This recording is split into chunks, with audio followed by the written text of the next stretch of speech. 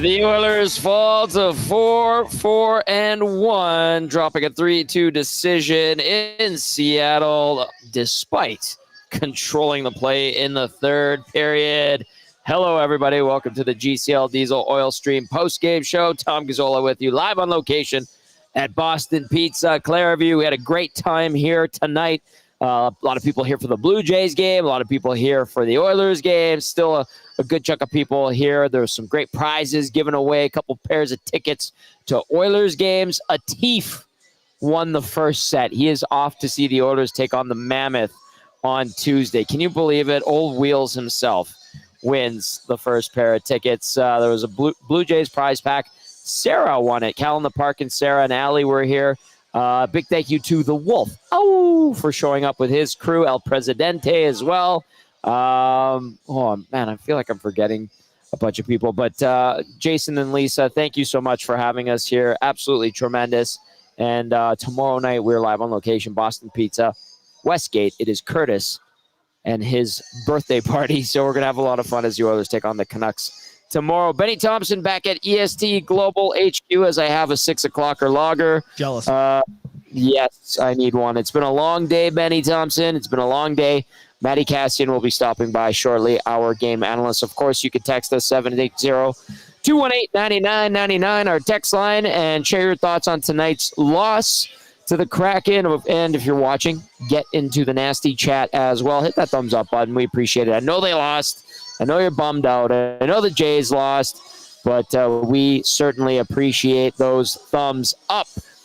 Okay, Benny, before we get into some initial thoughts on the game, GCL Diesel, providers of the best diesel engine components around, from turbochargers to injectors. They are your critical engine component experts. GCL Diesel. Diesel. Understood. All right, Benny, your thoughts. You like that? I kind of memorized the liner there. Your thoughts on the Oilers 3-2 loss, because I know you were watching intently, as was I, on the plethora of huge TVs here. The one behind me is 170 inches, and it's like 8K. I could see those bad 2-on-1 plays that led to goals against very crisply. But what'd you think tonight, Benny? Feels like you're right there. I also had quite the complex viewing situation today. I moved the EST TV to the chill lounge and had the Jays and the Oilers. Yeah. So there's a 2 TV set up in the chill lounge. I'll make sure to put the EST TV back. Very good. Yeah, watch the Jays, unfortunately lose. But the Oilers. Not that bad of a game. I didn't think they were brutal tonight. There's some issues that I think are continuing to trend throughout the year. One of them being Reed's point that he made. Want me to read it? In the summer? Yeah, please. Go ahead. I have it right here. So Reed just tweeted this out right after the game ended, said, Oilers make it interesting with Decord making several good saves. The Oilers do not have enough forwards who can create and or finish chances. Hyman's return will help, and a couple of guys will likely produce more, but I see 5-on-5 offense as an ongoing problem. And he tagged me in that one. I don't disagree with Reed, but I hope that the 5-on-5 or even strength offense isn't as bad as Reed is assuming or foreseeing it being down the road the rest of the season. Yeah, it's right. I mean, right now you're struggling. You're struggling for offense right now. Yes. The two goals today were D-men. One of them being a Darnell Nurse tip in the high slot. Who had that on their bingo card today? Thanks, guys. I don't think anyone did. But yeah, I think it's easy to say. We'd like to see Jack Roslovic get on the board here. I think you like to see Trent Frederick get on the board more. He's got 1 goal this year, but you like more from him. As much as I've pumped Matt Savoy's tires this year, you'd like to see him get on the board. I think he's right there, and he definitely hasn't been a detriment to this team. But just you want that offensive side to come, right? They're in this weird spot right now where in the past couple of years, the farthest problem that the Oilers had was their offense. They have been a very high scoring NHL team in the McDavid era, right? Like it's never been a problem for them necessarily. Maybe the depth scoring some years, but when McDavid and Dry are going, it's never been a problem for them scoring wise. But this year, it seems like they're lacking. They're lacking that, I guess, that touch, the finish, the little bit of finish. I think. Tomasek had a couple chances, and he's another guy you could probably say, yeah, you want another goal from him. But Hyman is deeply missed right now. I just when I watch the Oilers in the O-zone, they do a really good job of holding on to the puck majority of the time. What I notice is that the guy net front either isn't there or isn't doing a whole lot. Like it just seems like if he does get the puck, it's not in, or the screen's not there. It seems like it's just disjointed. I don't know. Well, I think they miss Hyman right now, and he'll be a welcomed addition back in early November, as what it seems like it's going to be. But it's weird saying that the Oilers are struggling with scoring. Because that's usually not one of their problems. But here we are. Yeah, I think you were hopeful after that 6-goal explosion, let's call it, the other night against the Habs, that it would be the sign of something. And when you mentioned net front and not a lot happening there, why did I immediately think of Darnell Nurse's tip in and go PP1? Yeah, just kidding. Just kidding. I'm being a silly goose. I know we can use that on this this show at this hour because it's a no-no on the morning show. All right. Text us your thoughts, 780-218-9999. Get into the chat as well. Congrats to Teef. He's going to the Mammoth versus Oilers game on Tuesday. Let's get our game analyst, Matt Kassian, in here. He's ready to go from his satellite studios. Jordan Everly, a couple of goals for the Kraken, haunting his old team. What else is new? And then Ty Cartier got the other one for Seattle. You get a goal from Evan Bouchard tonight. Nice to see him score one, and that was a classic Evan Bouchard goal, Cass, where he just clapped one bar and in. Nice shot, man. I think they had it clocked at 91 miles an hour. And then Darnell Nurse, I was joking, net front, power play. He had a nice tip-in on a Matthias Ekholm shot. What the hell is he doing up there? Made it count, though. And it seemed like, Cass, the Kraken didn't really touch the puck in the entire third period. Were they content with just defending? Were they so sure, like Benny was talking about, that the Oilers' offensive woes would continue? It did end up working in their favor. And then the goals against, Cass, again, soft plays at the blue line leads to a 2-on-1. Bad read leads to a 2-on-1. I saw some stuff about Skinner in the chat and what the heck was he doing on a couple of those. I don't know what he was doing diving across on the Cartier one. Weird. But he did make some good saves. Made a good save on a 2-on-1 on Beniers late in the game to keep it close. But Cass, your assessment, man, after another tough night for the Oil. Yeah, they controlled more of the play, particularly in the third period. But the major breakdowns absolutely haunt them today. Yeah. Evan Bouchard, I know he gets the goal. Great, blasted the shot. Darnell Nurse, know he gets the tip. Great. Evan Bouchard, though, in particular, outside of that, bad read, stepping into the zone multiple times, a couple turnovers right inside the zone multiple times. Yeah. The Oilers gave up, even in the third, when they gave up something, they really gave up something. Like it wasn't like they were applying all kinds of pressure and then it was like, oh, well, now Seattle was applying all kinds of pressure for 3 or 4 minutes and had all kinds of things and then generated a chance. It was like, no, you just handed them something on a platter, an opportunity. Way too many odd man rushes against. So there were some positives for sure.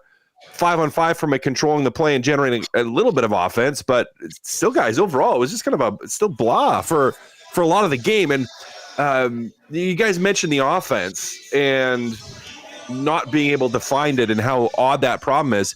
Yeah. Can I put something to you guys and take what you want with it? I want to hear your thoughts. But if I were to say to you that the Oilers' issues with their offense are really issues with their defensemen, what would you say?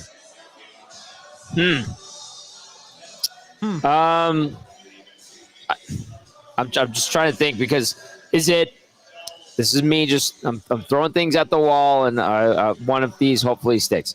Is it because the forwards in the offensive zone can't trust their D-men at the blue line? Is it because they have a hard time?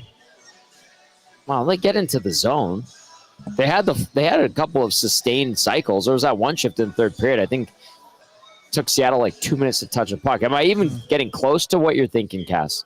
Maybe Benny wants to take a crack at this. No, like that's kind of where I was leading it. Like, is it, to me, like a big reason why this team scores goals in past years was how their D-men were able to hit their forwards in stride on breakouts and break into zones quick. I guess I was right. Good job, buddy. And so I think that's definitely been a struggle.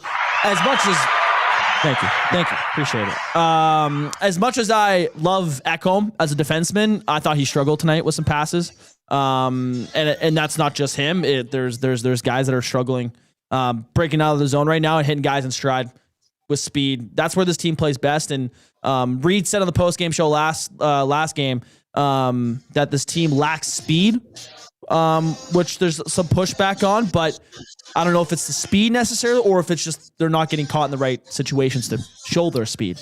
Joaquin talks about that all the time, the crispness of the passing, and in the first 5 to 10 minutes, if they don't have it, then it's usually a struggle.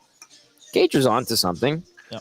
Yeah, if you were to go back and watch, and not as much in the third, because they were better and they controlled more of the play in the third, couple big errors. So, but the first two periods when there really wasn't any offense, wasn't much there, you get the power play goal. But outside of that, count how many times the defenseman just backhand threw the puck up the wall in the defensive zone. Just flipped it out, hoping that maybe someone would skate into it in the neutral zone. Yeah. Just rimmed it to the far side, praying that a winger would be there to handle it and somehow create some kind of push offensively. Edmonton's best on the offense when they're threatening off the rush, which leads to not just rush chances, but it leads to zone time, because now all of a sudden everyone's collapsing, they're scrambling, they're trying to get back, and now Edmonton is not just threatening on the rush, but they're also threatening in zone. And I think we haven't seen that because the defensemen have not done nearly a good enough job of getting the puck to the Edmonton forwards cleanly. Yeah. And I think that's, if we're looking at offensive struggles and why they're not scoring offensively, I think that's where it starts. Okay. I think that's where it starts. And does Hyman help that? Well, he might help. He's good on the forecheck, turns pucks over, digs around the net, brings a little bit of that element, good on the power play. So, yes, he helps that. But I think the issue right now is bigger than that, in that the execution from their defensemen just isn't good enough. And it reflects in other parts of the game, too. Bad reads on pinches, turnovers at the blue line. And it hasn't been, not just to be hating on the defenseman here, but it hasn't been the forwards that have been turning over the puck just inside the blue line. Right? It hasn't been the forwards that have been throwing blind hope plays in the middle of the ice. It's been the defensemen that have had those issues. And that's not, again, to just sit and trash the defensemen, but it kind of is to sit and trash the defensemen, because the more I've watched, the more I've leaned towards offensively where their problems are right now, in my opinion, start from the defense and kind of play themselves out the rest of the way down the rink because of it. Understandable. And I'm with you. I agree. That disconnected term that has been thrown around more and more this week when it comes to talking about the Oilers, I'm watching them in the first two periods, boys, and I'm going, they're not, like, a lot of passes were getting intercepted too when they did have possession. Yep. The forcing, it's like, it's not a generality. It's like they see the right play. Yep. But they look it off and then they try to force one, and it ends up, getting tipped away, or the play dies and it goes back the other way. It's just, I wonder, it's trying to jam a square peg in a round hole. And then Ace, I'll give Ace this one too in the chat, says too many players are easy to play against. And Ace, I agree. I agree with that. Go ahead, Ben. Sorry. I don't think this is the sole reason why we're seeing this, but it could play a factor. Does Paul Coffey not being on the bench affect this? Because Coffey was a big believer in let the D-men play, let them make mistakes, but like he was a puck moving defenseman when he played, right? Benny, he was a hype guy on the bench. Right. But I know like his presence alone comes with a lot of clout. Yeah. But he was not the X's and O's guy. So he was the hey, zero. Fire it over there. You play confident. Come on, man, you can do better. And I mean, maybe that would scare the living crap out of some of the guys, but the X's and O's was Mark Stewart. What do you think, Cass? I think it's an interesting perspective, even if he is just the hype guy.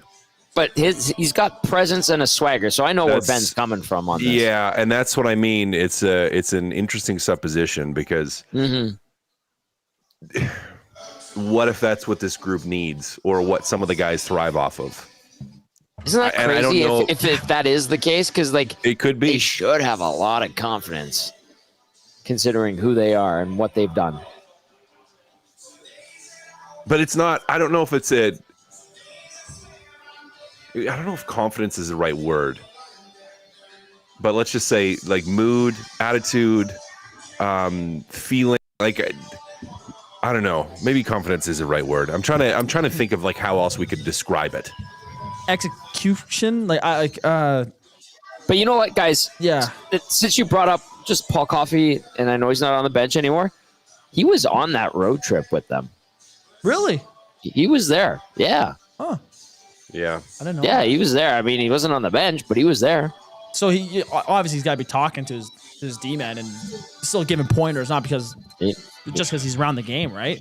Yeah, Well, I bring that up. He likes being around the room. He's a hockey guy through and through. Like Cass, when we would skate alumni skates, like he would be hanging out on the bench. Oh, he's always hanging out. He's always around the and rink. always incredibly kind and positive. Yes. Yeah. Yeah, I bring up that topic not to say like that's the reason why it's happening. I wonder if that plays any role in what's happening because it's the same D-man unit, right? Like there's no turnover.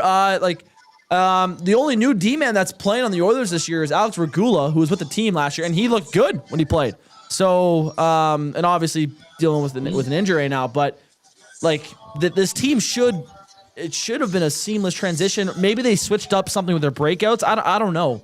But yeah, I like that point, Cass. Benny, you don't switch something up by your breakouts by being like, "Hey, let's do more weak side soft rims up the wall."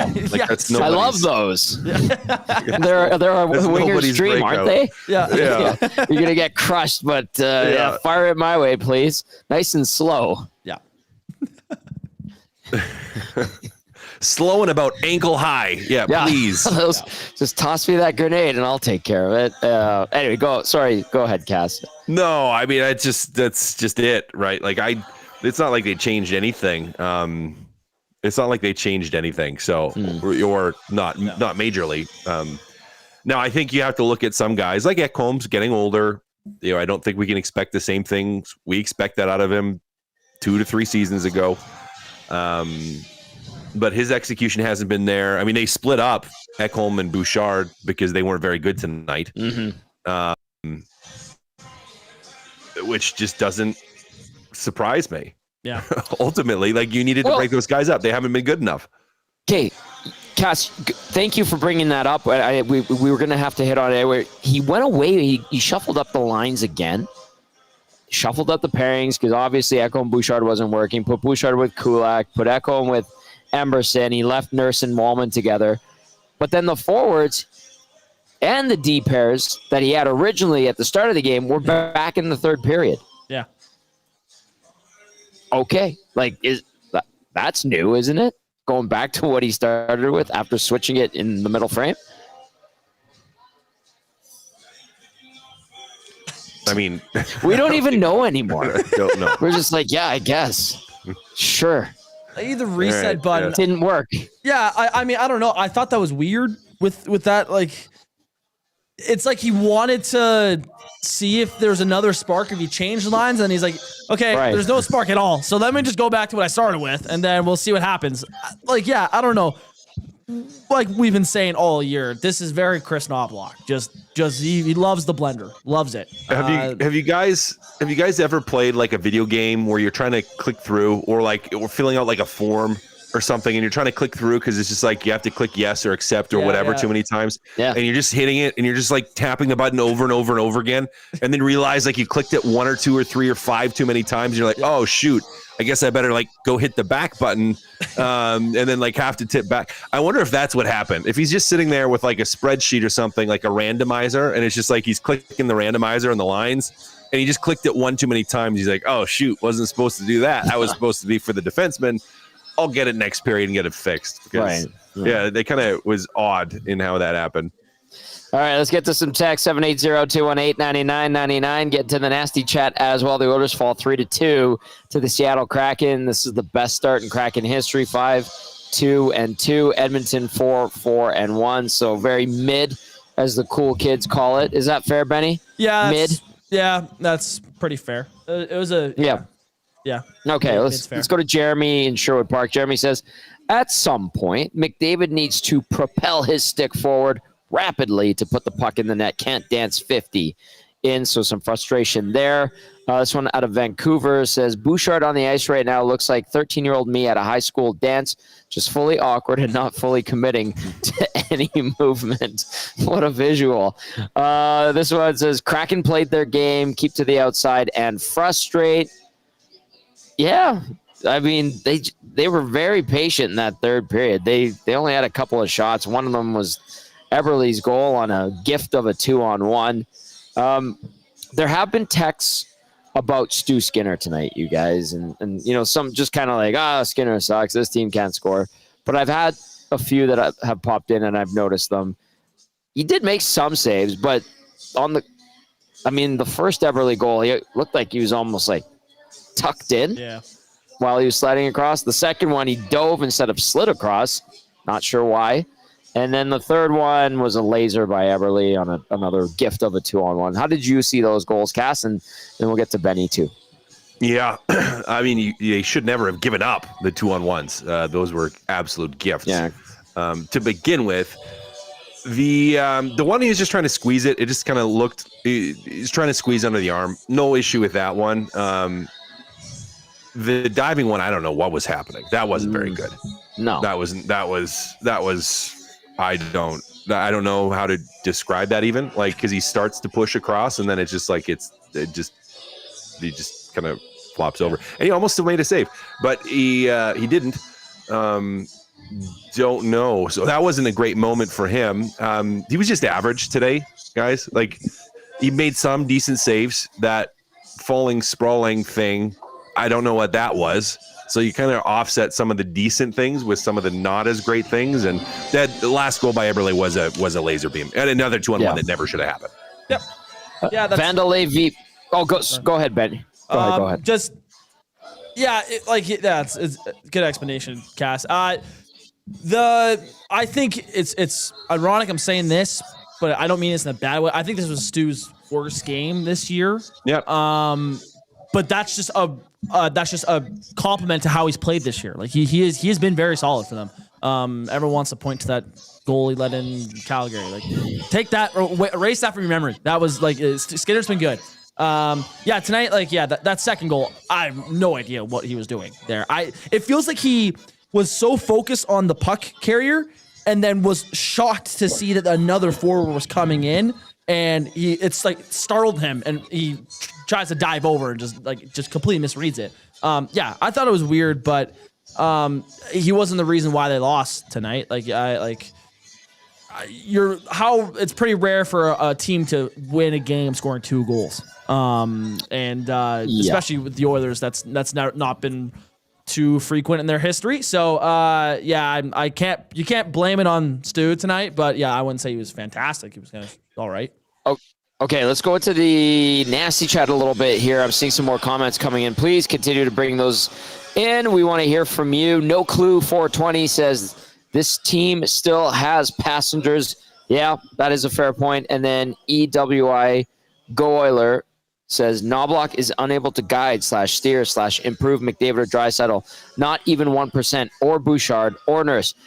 And it was that text there that came in and I know we're talking about Paul Coffey and Benny brought him up and we're kind of trying to decide, how much of an impact did he have. Glenn Gulletson left, and Glenn Gulletson was McDavid and Draisaitl's guy. He was like their whisperer, and he's not there anymore. How much of a loss could that be? This is the first time we brought it up this year. What do we think, guys?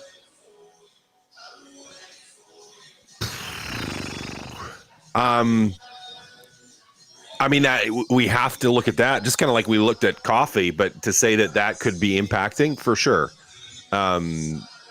Now, I think we also have to, with everything, Gulletson leaving included, we have to look at how bad they have been at the start of the season the past couple of years, not just this year.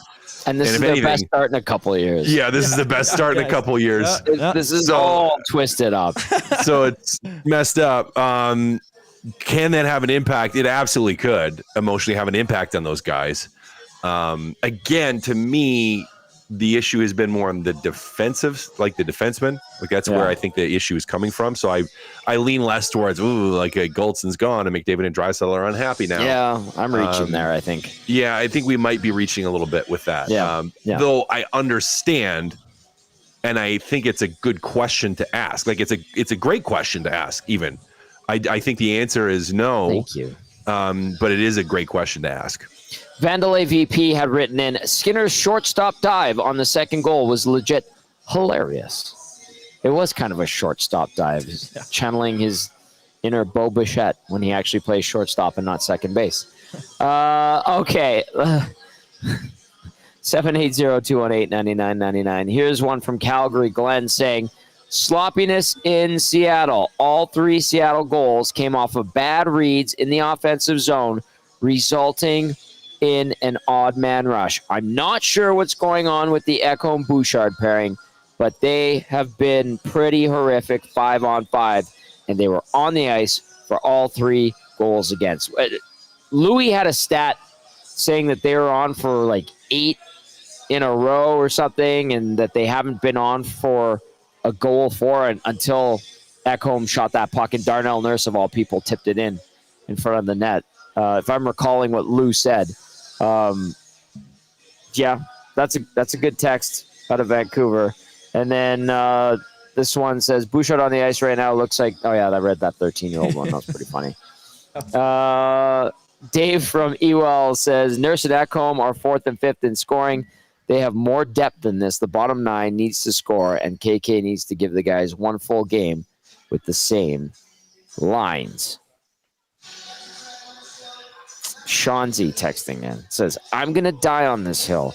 Bouchard needs to get off of the power play until he starts releasing the puck quicker. He's actually a liability. I don't care that he got a power play goal. He needs to release the puck quicker. No ifs, ands, or buts. Next up, Dry needs to move his feet. Sean Z with that one. Boys, any follow-ups, any thoughts on what was texted in there?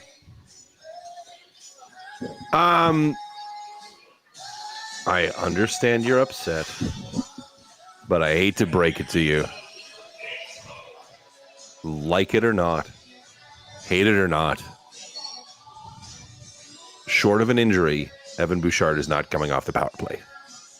And that frustrates fans. That frustrates fans because But why? So why are you going to take your best offensive defenseman off the power play, who has been because he's killing them by giving the puck. He's giving away gifts, delicious, tasty treats to the opposition every game this season, essentially, and a lot of those are counting for goals. Against. And you're going to keep putting him out there. like Cass. I'm sorry, boys, but he's the last man back. He's covering for the pinch. The puck squirts out to him, and he slaps it, and it goes 4 feet. And then he's backtracking. Like, you're a man. You can shoot the puck 100 miles an hour. Get it in. Oh, I agree with that completely. But they're still going to put him out there. It's going to frustrate this fan base. I'm not saying it's not until going he to. starts cleaning it up. I'm not saying it's not going to, and I'm not saying it shouldn't frustrate this fan base. But I'm saying emotionally, you got to get over it. Otherwise, it's going to be a frustrating ride for you there, because he's going to get put out there. Like it's not about the change. Okay, Benny, do you want to chime in on that? I know you've said it many times. Like it's like, guys, the same themes are coming up every second night here. Yep. Yeah. Even when they win, we're talking about the same stuff the other night. Well, because they probably deserve to lose that game. Of course. Bouchard is like 100%. We could scream about his turnovers so we're red in the face, but at the end of the day, it's Chris Knobloch, and he has way too much trust in that guy. He will put his ride or die with him. Actually, I had can I jump in? Yep. Yes. And just on that way too much trust comment, name me the top 5 defensemen from a point production standpoint the last 5 years in the NHL. Carr. Quinn Hughes. Fox is probably in there. I like to think Evan Bouchard is probably he absolutely is in there. Yeah. Does he have 140 points his last 2 seasons? Yeah. He actually might be ahead of Makar the last 2 seasons, if I'm not mistaken. I could be mistaken. So before you can fact check, because I'm not entirely absolutely sure exactly where he falls on the list. But if I recall correctly, he's in the top 5. Right, and yes, I would assume do believe in the top 5. I do believe, and it's either in the last 2 years or potentially 3 years that he's outscored Makar. I found a website. So there we go. We'll get that actual thing there. So just to throw that in the middle of there, Benny, the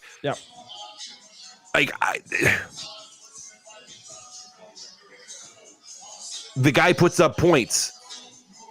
Yeah, and it's been 9 games, and he hasn't been very good for some of them. But the guy puts up points. Like, you're going to keep rolling him out there. Yeah, that's fair. Okay, I had to factor in the past 3 seasons because they're counting this year as a season. So this is the past 3 years. Okay. 2 years and 10 games, whatever. Cale Makar, number 1, 192 points. Number 2, Quinn Hughes, 175. Evan Bouchard, 152, sitting at 3. So you're bang on. Hedman, Werenski, Fox, Morrissey, Dahlin, Yossi. Round out the rest of that list. So yeah, and people want to talk about, how many points is Draisaitl and McDavid, the main reason why he's getting points, of course. But you have to be a talented defenseman to still to put up those points. There's a reason why, not every defenseman can do it, right? You gotta have an elite offensive awareness to be able to do it. And is Bouchard showing a lot of that this year? No, but he has shown over the past couple of years when the stakes are at the highest, and I'm saying playoffs, he's one of the best defensemen in the NHL when it comes playoff season. So to give up on him at this current point is tough, because we're guys. I don't even know. Was that game 10 or 9 today? 9. That was game 9. We're not even 10 games in. I understand he's making $10.5 million, but I would much. If I had to pick one, it should be both. But if I had to pick where Bouchard is good, I'll take playoffs every day of the week. Yes. Okay. Did we have anything that we liked from their game tonight? Matt Kassian, our game analyst. Can we point out some positives? I liked their puck possession and their jump in the third period. I thought it was a really good third period. I thought at the start of the game too, they did control more of the play, and they did some good things. So there were some elements of the game in the offensive zone that I liked. I would have liked them a little bit more to get more to the middle of the ice, but since we're talking about positives, I'm not going to go there. I will say I thought they did a good job, aside from those major breakdowns. You had the major moment in that third period. Outside of that, though, you did a good job of controlling the puck. You did a good job of putting some pucks to the net. And I know ultimately you don't get rewarded. Seattle did a good job of collapsing. Decord played fairly well, or very well even. But possession-wise, pressure-wise, I thought they did a really good job in the third period for the most part. It wasn't enough to come back, but it was a good period at the least. Ace says Pods was excellent. Henrique was better than 99% of all of last year. Loomtoon says they picked it up when they were losing. Phyllis, hello, Phyllis, says they scored on Decord. He's hard to score on, and they drove the play in the third. Decord's had a very good start to his season. He is the backbone of the Kraken right now. You heard Mike Benton talking about that on the pregame show. Okay, let's get to a couple texts really quick. Then we're going to get Cass's look ahead to tomorrow night in Vancouver. Dirty Curdy was there tonight. Good to hear from Dirty Curdy. He texted and says, had the misfortune of being at Climate Crisis Arena to witness yet another lifeless 2 periods until the give a crap meter went up. The amount of east-west passing and the Stars' unwillingness to go to the dirty areas amongst the reason for the loss. And Skinner doing belly flop dives or giving Eberle half the net on the winner was the icing on the cake. Funny because the Kraken looked terrible as well. Funny because the Kraken looked terrible as well. Sorry, I did a Ron Burgundy and literally read what was in the prompter. Conroe, Texas, getting in there, says, it seems to me no phase of the game is better than mediocre. Forward struggling to score. I blame this on coaching. Way too many line combinations. Defense giving away the puck a lot because they're not connected. Coaching, goaltending. There's good Stewie or bad Stewie. There is no middle Stewie. Thanks. Conroe, Texas. But he signed it off as Randy.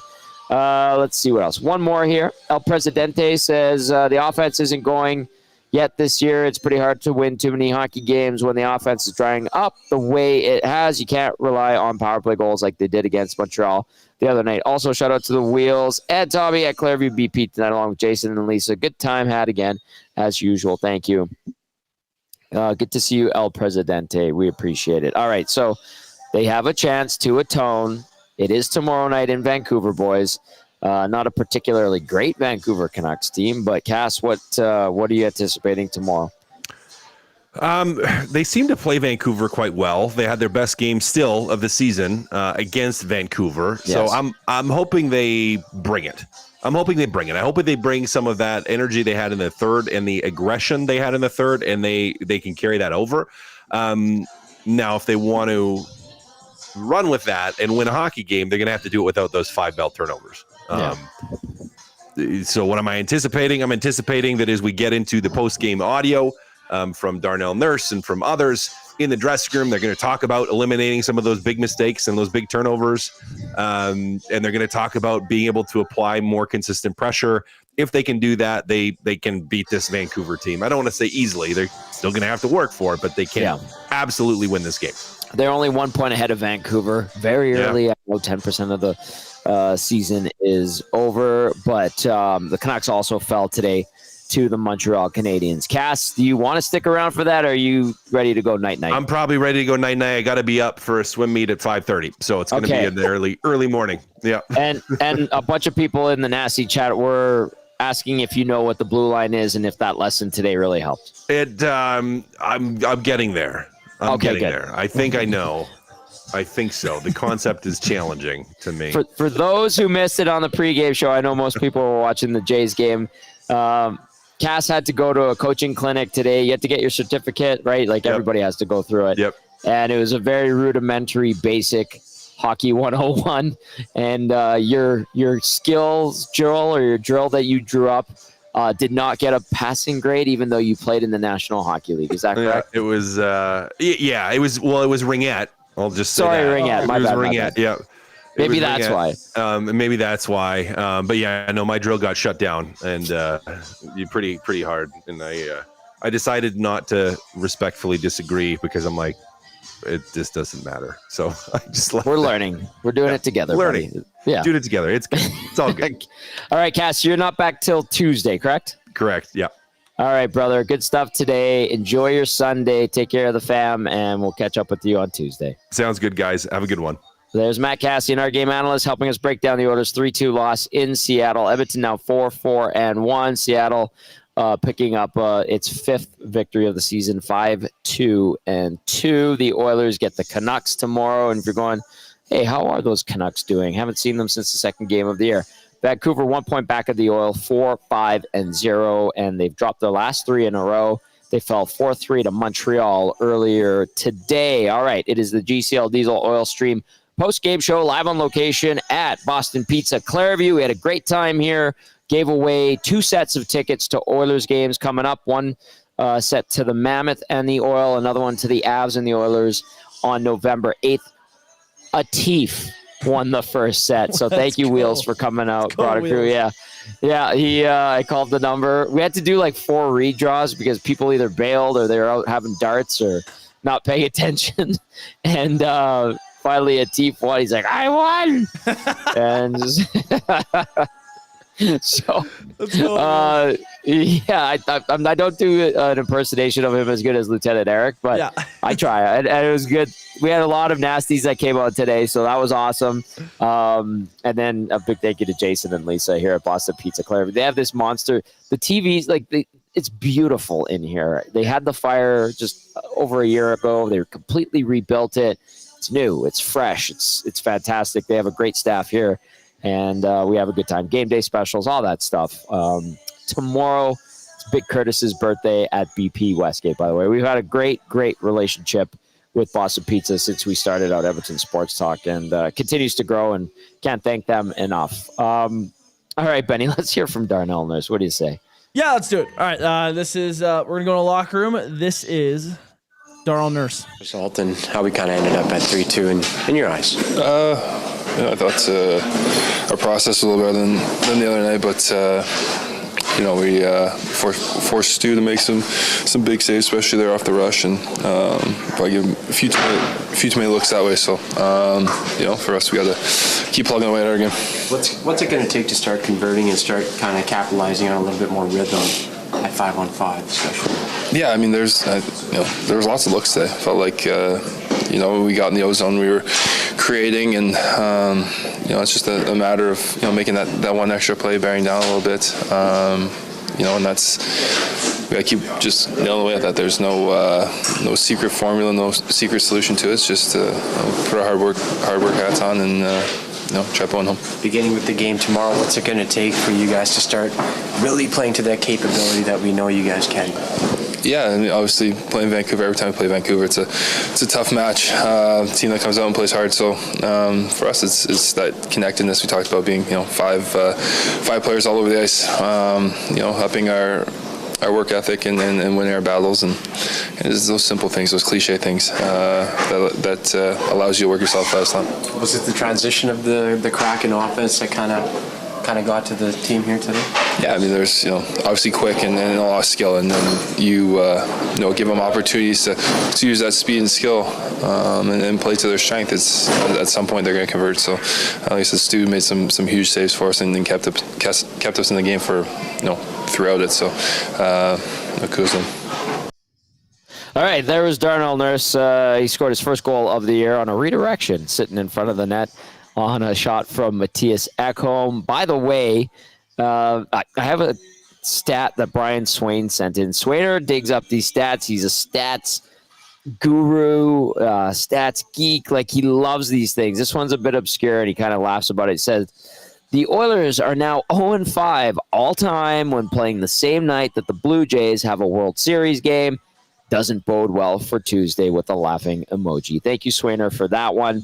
And then, you heard Tony Barr and Darnell Nurse talking about tomorrow and getting that win. And it kind of sounded like what Cass said before we played Nurse. But just to point out, the Oilers are 4-6 against Vancouver in their last 10 against them. Edmonton has won the last 2 meetings, 3 of the last 4.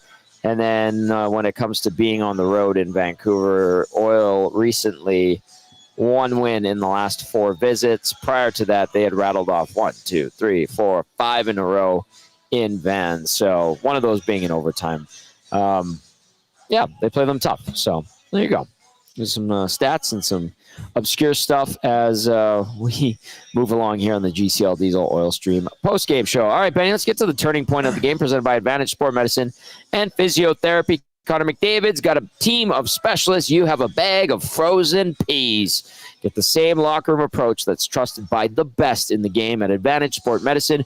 Book your assessment today, www.advantagesportmed.ca, or call 780-460-9977. I was hoping that this wouldn't end up being the turning point of the game, but Another bad turnover at the blue line from a veteran defenseman who should and usually does know better, but has continued to struggle this season. Puck makes its way up the wall in the offensive zone. Ekholm pinches. Bouchard flubs a pass, and it creates a 2-on-1. Eberle snipes it, far side blocker. Great shot by Jordan Eberle. He's been doing that for almost 2 decades. And that is your Advantage Sport Medicine and Physiotherapy turning point of the game, because the Oilers would get one back to make it 3-2, but they can't close the gap and end up falling 3-2 on this night. Ben Thompson, any follow-up? Yeah, that was going to be mine too. That would have been mine. Yeah. It just seemed like the Oilers were generating momentum, but to me, the difference between a 1-goal lead and 2-goal lead is like drastic. I don't know, like obviously, yeah, no bleep, but like. Thank you. The Oilers know how to blow a 2-goal lead like the best of them, by the way. Yeah, that too. But just saying. Yeah, but it felt like that goal took the wind out of their sails a little bit. I know they scored right after, but it's kind of just like, now they got to score 2 instead of 1. Like, yeah. So yeah, and they came close. Like, I'll give them that. They came close. They pushed. They had a good push near the end. But yeah, like we've said, for the 45 minutes we've been live for, lack of execution or whatever you want to say it just wasn't good enough. And I personally, if for me, I don't think you should be banking on 2 goals to win you hockey games. Personally. You don't win usually when you score 2 goals. Yeah, 100%. That's just the way she goes. Let's go to this text. It says, Roslovic had a nice game. One way to get something going when you're fighting it 5-on-5 is to get onto the forecheck and try to create some turnovers. But they haven't put enough pressure on opposing teams' defenses all year. Just a lot of passengers going through the motions. That text sums it up. Yeah, passengers, that's a term we've seen pop up a lot. Yeah. I can't disagree with that. A lot of waiting, reactive instead of proactive. You're going to hear Cass talk about intentionality or playing with intention. They haven't really done that. And this is the result. 4-4-1. You win when you shouldn't. You wake up when you're down 2 goals late in the game and get some power plays, or you control a lot of the play in the third period of a game like this. Yes, you get kept to the outside for the good chunk of it. Don't generate enough. One mistake you make is in the back of the net, and all of a sudden a 1-goal leads or a 1-goal deficit's a 2-goal deficit. So, it's just a rough. It's such a loss like this tonight wouldn't be as bad if the Oilers hadn't lost, or went on that bad Eastern road trip, right? If the Oilers were, I don't even know, let's say 5-3 going tonight, which is kind of close to what the record is, but it just hasn't felt like that. This loss wouldn't really stand out as like, oh, they played brutal tonight. I don't think we could be here saying that. Like, they played like decent, just sloppy. It's just sloppy plays. Yeah, it's just like could that effort have won them the game today? Maybe, yeah, sure, but it's like. But Seattle's been playing good. Exactly. Yeah. Yeah. So it's like, am I shocked they lost? No, but like, yeah, I don't know. It was kind of just, like the word that I've brought to the show, another one of those games. Meh. It's kind of meh. Like, meh. Yeah. This is right. It's the same theme. Yeah. Yep. Same thing. Okay, a couple more texts here as we roll along on the GCL Diesel Oil Stream post-game show. This one says, Tommy, you refuse to say my name. Haha. I don't have it in the database on my computer. I'm sorry. Give me your handle and I will definitely say it. I want to give everybody credit, especially on the text line. On the nasty chat, YouTube changed something. Was there a way to fix it back? Because I still have everyone's username instead of their alias. Yeah. Right? Yeah, it's really weird. I don't know if it's that way for every it's not that way for every YouTube channel right now. I'm looking at other chats right now and using their whatever handle or whatever the name they want to put there. It's like your sign-in name instead of your actual what you want to go by screen name or whatever. It's weird. I saw some people talking in the Nash chat a couple days ago about maybe YouTube tests stuff with random channels, and so we might be Oh, well. Those channels are testing stuff with. Yeah. I don't know. I would much prefer. It's annoying. Yeah. Let's It's go back super. to the yeah. Yeah, please, Ed. Thank you. This text, I think, sums it up out of Calgary. Just says, yeah, that's all I can say. I get you. I hear you. And I understand you. All right. Do we have a few more minutes left? Text us, 780-218-9999. Get to the nasty chat, please, and thank you. Let's see what's going on in the nasty chat right now. Shaggy says, Tommy's getting just as apathetic as the Oilers, just accepting pathetic performances. No, I mean, I'm not apathetic, Shaggy. I'm just like, holy crap. I feel like we just talked about this stuff all of last week. And then they talked about it. And then when they came back into the city and we went to the locker room and we went into the coach's room and we all talked about it again. And then that night they had issues, but it was a more exciting game because there was some crazier turn of events. But then they play again 2 days later and we're talking about this same crap that we were talking about a few days ago prior to the Wild game. And then I think tomorrow we're probably going to be talking about a boring, non-eventful game and then crappy turnovers by the same guys and them not being able to convert 5-on-5 or even strength. And it's like this, it's not apathy, but it's just like, wow.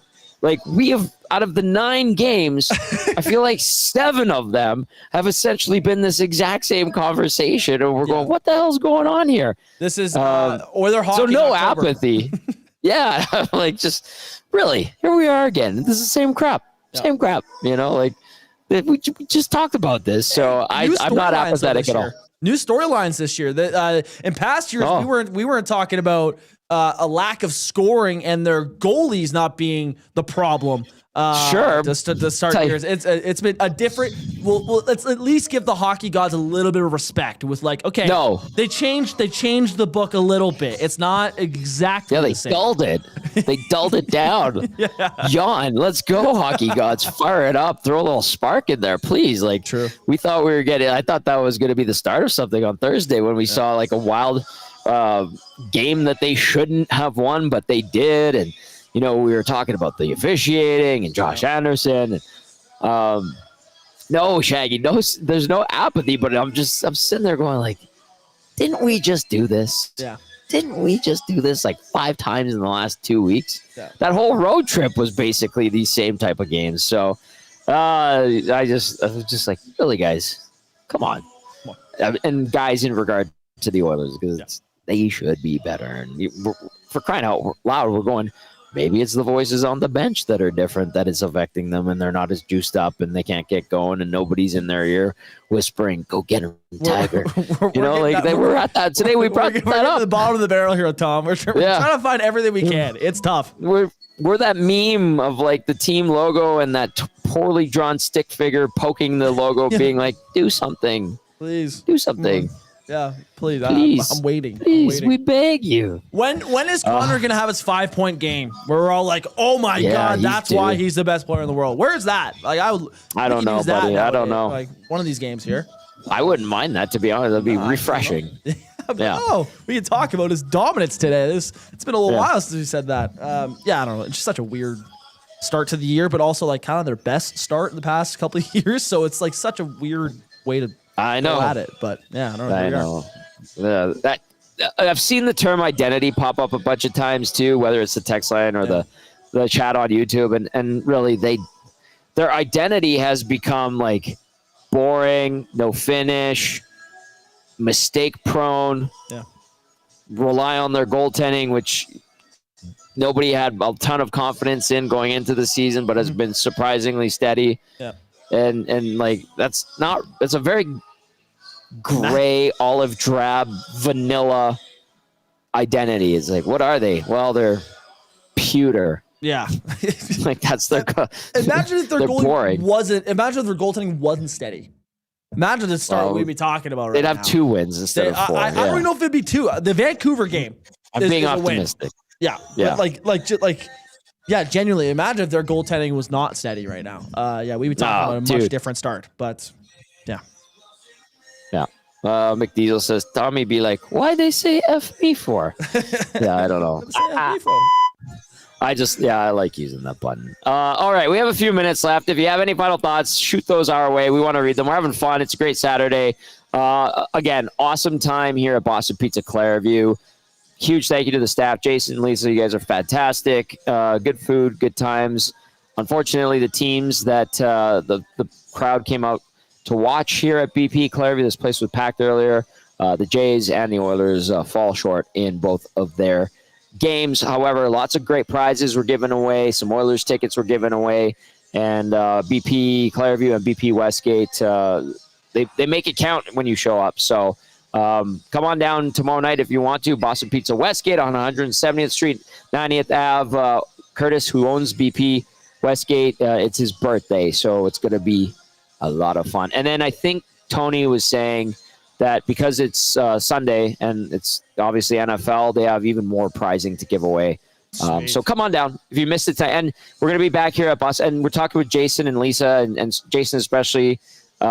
He's like, yeah, we really want to encourage people to come down. We want to make this the spot on the north side to come and watch hockey games. We've got the biggest TV, 170-inch, like 8K TV right over my shoulder. This thing is beautiful. And then I'm looking at it, I'm like, Jason, he's like, I want to put another one on this wall that's just across from me. And I'm like, Jason, you have 3 98-inch TVs on this wall. He goes, yeah, but we could do another 170. One more wouldn't hurt. I'm like, and I told him, Benny, what you said earlier, like, it's the sphere of Edmonton. And he started laughing, and I'm like, Benny had a good line there. All right, let's get to the David Bunting Real Estate Player of the Game. David Bunting, consistent top producing realtor in the greater Edmonton area for over 18 years. Community driven, very much so. He understands what it takes to make a difference in our city. Check him out, DamonBunting.com. Visit his Instagram at Damon Bunting Real Estate. Looking to buy a house, maybe looking to sell a place. This guy is smart, likable, and knows everybody. He gets it done very quickly, and we highly, highly recommend him. Go ahead, Benny. Floor is yours, my friend. Okay, so today's player of the game, there wasn't really a guy that stuck out to me necessarily on either team where I was like, whoa, that guy, what a night he had. The player of the game today is going to be Jordan Eberle. His two very similar goals. That second shot was like you guys said, that was a ripper. Still has it. Yeah, he still got it. And captain of Seattle team. Yeah, he's at the age he's at right now. He's still going, still doing well. There was that one trade deadline where I was really hoping the Oilers would link back and bring him back here. They were interested. Yeah, that would have been pretty cool. But obviously re-ups in Seattle. It seems like he's a good fit there. So there wasn't really a singular guy that stuck out to me tonight. Joey Decora I thought played solid, but didn't have to make too many grade A saves, so I didn't want to give it to him. Jordan Eberle, 2 goals tonight. Shot still looking just as good as he was when he was here in Edmonton. So Yep. Player of the game. Couple of lasers, as Dr. Evil would say. Eberle is third of the year in the first period at 123 from Beniers and Catton. Turnovers, man. Bad turnovers by the Oilers. Ty Karche in the second period, also an odd man rush from Winterton and Myers to make it 2-0 at 6:35. Evan Bouchard would cut that lead at 15:39, his first of the year. A rocket on the power play from Draisaitl and Nugent Hopkins. He's having a very strong start to his season. Year. Great to see. Very great to see. In the third period, the lead would be extended back to 2 goals by one. Jordan Bartholomew Eberle, his 4th of the season, 2nd of the night. Matty Beniers, the assist. Give it a ghost helper to Evan Bouchard on the weak attempt to shoot the puck back into this. I don't know what the hell he was doing. 12-11 time of that goal. Darnell Nurse would cut the lead in half once again. His first of the year. A redirection in front of the net off of Matthias Ekholm shot. Leon Draisaitl, the secondary helper. That's as close as the Oilers would get. That goal coming at 14:35. Shots on goal tonight, 33-23 in favor of the Oil. Face-offs, 53.3% to 46.7 in favor of the Oil. Power play, 1 for 2. PK, 3 for 3. So that's good. They win the special teams battle. If you're going to count that, if you want to look at silver linings. And then hits, 15-10 Oil. Block shots, 19-13 Seattle. Giveaways, 21-13 Seattle. Takeaway 7 for the Oil, 2 for the Kraken. The numbers that matter are 3 beside the Kraken logo and 2 beside the Oiler logo. They fall to 4-4-1. The Oil do the Seattle Kraken 5-2 Benny Thompson, great work tonight, my friend, all day long. It started with Hello Hockey early on. We had Ryan Whitney on. If you haven't checked out the latest edition of Hello Hockey, we had Pagnotta and Whitney. Check it out. It was a great show. We had a ton of fun. Big thank you to Ryan Whitney from Spit and Chicklets for hopping on. That's going to do it for the GCL Diesel Oil Stream post-game show right here at Boston Pizza Clairview. Once again, thank you to everybody who came out. Our nasties, the new ones that we met today, Jason, Lisa, and the staff here. Fantastic stuff. For Matt Kassian and Ben Thompson, I'm Tom Gazzola saying thank you for watching. Thank you for listening. Have yourselves a great Sunday. We'll see you on the pregame show tomorrow at 7 o'clock. The Oilers look for a win against the Vancouver Canucks. They lose tonight, 3-2. Good night, everybody.